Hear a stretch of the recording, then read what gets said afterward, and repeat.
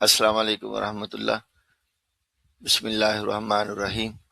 اللہ تعالیٰ کا شکر ہے کہ اللہ تعالیٰ نے آج پھر ہمیں موقع دیا کہ ہم قرآن سے جڑنے اور جوڑنے کی کاوش کا حصہ بنیں۔ اللہ تعالیٰ ہماری اس کاوش کو قبول فرمائے۔ ہم معرف باللام پڑھ رہے ہیں اور آج انشاءاللہ اس کی تفصیل دیکھیں گے۔ معرف باللام جو ہے وہ کسی اسم کے شروع میں الف لام کے اضافے کو ہم کہتے ہیں، اور یہ الف اور لام جو ہے اس کی تفصیل یہ ہے کہ یہ جو الف ہے اس کے اوپر جب کوئی حرکت آتی ہے جیسا کہ زبر، زیر یا پیش، تو پھر اس کو الف نہیں پڑھا جاتا، اس کو حمزہ پڑھا جاتا ہے، اور اسی کو ہم حمزۃ الوصل کہتے ہیں۔ اور یہ جو لام ہے، لام کو لام تعریف کہا جاتا ہے۔ اچھا، پہلا تو اصول یہ ہے کہ جب کسی اسم کے شروع میں الف لام لگایا جاتا ہے، مثال کے طور پہ کتابن کے شروع میں اگر الف لام لگائیں تو بن جائے گا الکتابو، اور اگر الکتابو کے شروع میں اگر کوئی لفظ ہو جیسا کہ ذالکا، تو ان دونوں کو ملا کے ہم پڑھیں گے تو پڑھیں گے ذالک الکتابو، یا ذالک الکتاب کہیں گے تو اس میں ہم الف کو نہیں پڑھیں گے، اسی لیے اس کو حمزۃ الوصل کہا جاتا ہے۔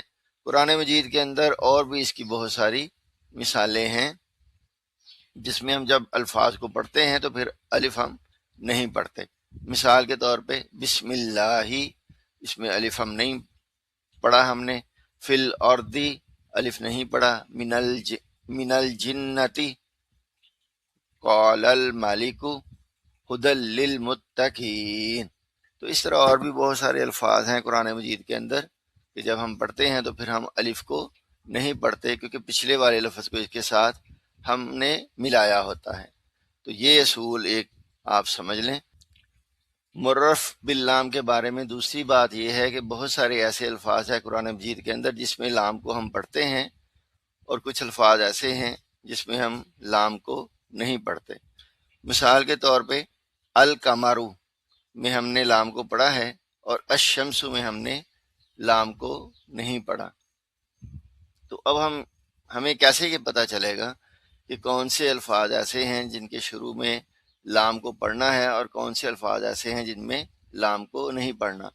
یہ صرف ایک مثال نہیں ہے، اور بھی بہت ساری مثالیں ہیں۔ مثال کے طور پہ القرآن، الکتاب، الحمد، اور جن کو نہیں پڑھنا ان کی مثالیں ہیں الشمس، الناس، الرحمن، الصراط، التوبۃ۔ تو یہ بہت ساری مثالیں ہیں، لیکن یہاں پہ کس جگہ پہ لام کو پڑھنا ہے، کس جگہ پہ لام کو نہیں پڑھنا، اس کو یاد رکھنے کے لیے علماء نے جو قرآن مجید کے حروف ہیں ان کو دو حصوں میں تقسیم کیا ہوا ہے۔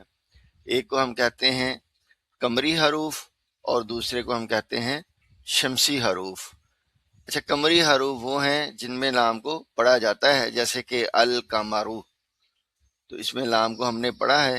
اور شمسی حروف جو ہیں وہ ایسے حروف ہے جس میں لام کو نہیں پڑھا جاتا، جیسے کہ الشمسو، تو اس میں ہم نے لام کو نہیں پڑھنا۔ تو یہ جو الفاظ ہیں جن کا یہ تقسیم کیا ہوا ہے، تو یہ اتنے سارے الفاظ ہم کیسے یاد رکھیں گے؟ یہ ہمارے لیے چیلنج ہے۔ تو اس چیلنج کو پورا کرنے کے لیے علماء نے پھر ہمیں ایک بہت آسان جو ہے وہ چیز بتائی ہے، وہ ایک فقرہ ہے۔ فقرہ کیا ہے؟ حق کا خوف عجب غم ہے۔ تو اس کے اندر جتنے بھی الفاظ آتے ہیں، جیسا کہ ہا آ گیا، قوف آ گیا، پھر کاف آیا، پھر الف آیا، پھر خا آیا، واو آیا، فا آیا، تو یہ الفاظ جب بھی آئیں گے، یہ سارے کے سارے الفاظ جو ہیں اس کے شروع میں ہم لام کو پڑھیں گے، یعنی یہ والے قمری حروف ہیں۔ اور اس کے علاوہ جتنے بھی حروف ہیں وہ شمسی حروف ہیں۔ تو یہ ایک فقرہ یاد کر کے، حق کا خوف عجب غم ہے، ہم سارے حروف جو ہیں ان کو سمجھ سکتے ہیں اور جان سکتے ہیں کہ کہاں پہ ہم نے لام کو پڑھنا ہے اور کہاں پہ ہم نے لام کو نہیں پڑھنا۔ یہ ہم نے ایک ٹیبل دیا ہے قمری حروف کا اور شمسی حروف کا۔ اس ٹیبل سے بھی آپ تفصیل کے ساتھ یہ جان لیں گے کہ کون سے الفاظ جو ہیں قمری ہیں اور کون سے الفاظ جو ہیں وہ شمسی ہیں، اور کہاں پہ ہم نے لام کو پڑھنا ہے اور کہاں پہ ہم نے لام کو نہیں پڑھنا۔ یہ ٹیبل تفصیل کے ساتھ دیکھ لیں، انشاءاللہ اس میں آپ کو ساری وضاحت جو ہے وہ مل جائے گی۔ اچھا، یہ نا ابھی آپ کو میں ایک ٹیبل دکھا رہا ہوں جس میں آپ یہ جان سکیں گے کہ ایک اسم جس کے شروع میں الف لام نہیں لگا ہوا، یعنی وہ معرفہ نہیں ہے، تو اردو میں، عربی سے اردو میں ترجمہ کرتے ہوئے کیا فرق پڑتا ہے۔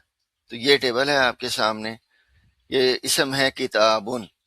کتابن جب کہا جائے گا تو اس کا مطلب ہوگا کوئی کتاب، اور جب لگا دیا جائے گا الف لام الکتابو تو وہ ایک خاص کتاب ہوگی۔ اسی طرح کتبن، کچھ کتابیں وہ کوئی بھی ہو سکتی ہیں، الکتب خاص کتاب میں، قلم کوئی قلم، القلم خاص قلم، اقلام کچھ قلم، الاقلام قلم۔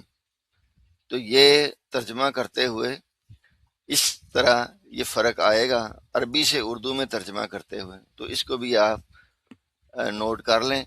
یہ قرآن کا ترجمہ کرنے میں ہمیں بہت مددگار یہ چیز ثابت ہوگی ہمارے لیے۔ انشاءاللہ اگلی کلاس میں ہم مضاف الی المعرفہ اور منادہ جو ہے اس کا مطالعہ کریں گے۔ ملتے ہیں انشاءاللہ اگلی کلاس میں۔ السلام علیکم۔